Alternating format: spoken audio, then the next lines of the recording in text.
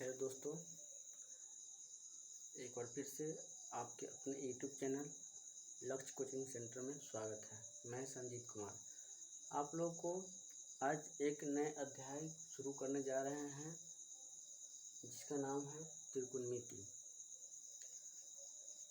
त्रिकोणमिति कहाँ से बना है, कहाँ से उद्भूत है, इसे जानने से पहले हम लोग इसके इतिहास के बारे में जानेंगे।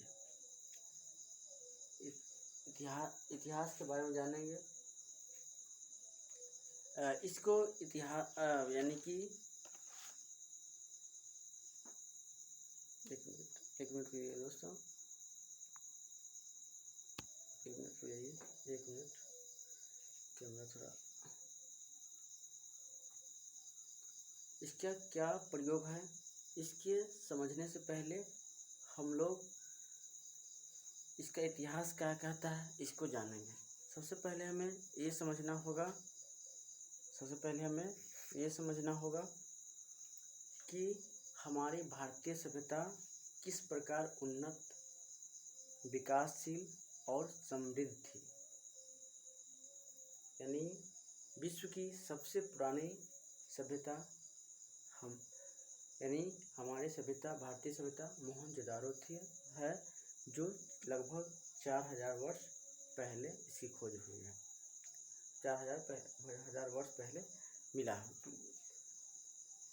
उसमें जिस प्रकार से निर्माण कार्य व्यवस्थित ढंग से किया गया था, जैसे तालाब का निर्माण, भवनों का निर्माण, फ्लोर का निर्माण, अन्नागार, स्नानघर इत्यादि कहीं न कहीं किया गया था।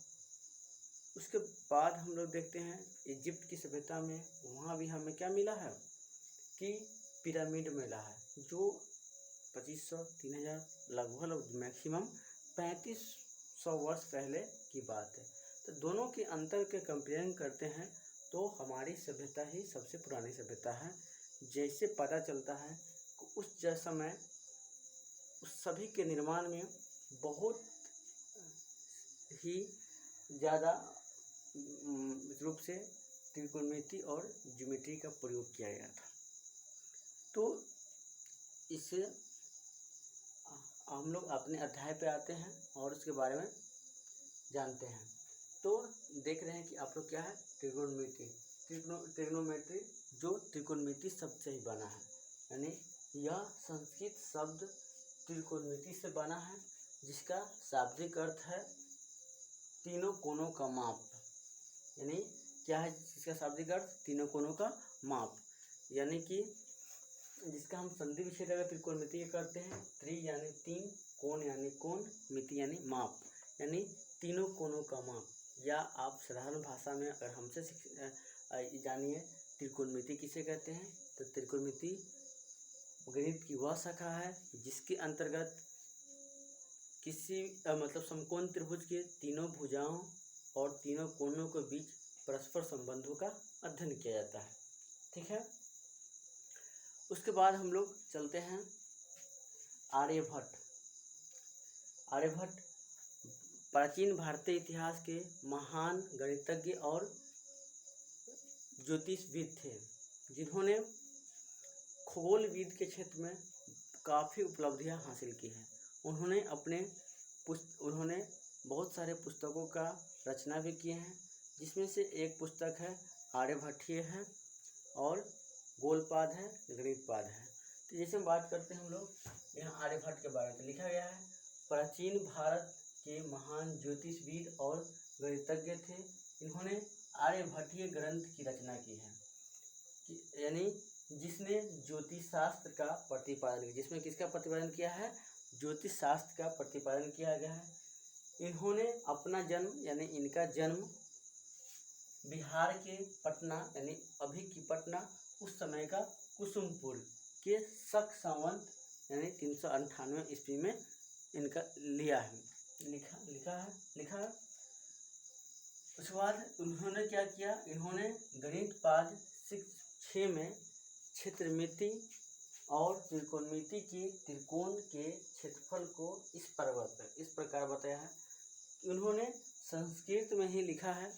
क्या लिखा है संस्कृत में, तो ध्यान दीजिएगा कि त्रिभुजस्य फल शरीरम समदल कोटि भुजार समान का, यानी इसका अर्थ क्या होता है, तो त्रिभुज का क्षेत्रफल किस प्रकार से त्रिभुज किस प्रकार निकाला जाता है और किस तीनों कोनों को किस तरीके से त्रिकोणों को मापा जाता है, कैसे, तो ध्यान दीजिए। अर्थात किसी त्रिभुज का क्षेत्रफल उसके लंब के साथ भुजा के आधे के गुणनफल के परिमाण के बराबर होता है।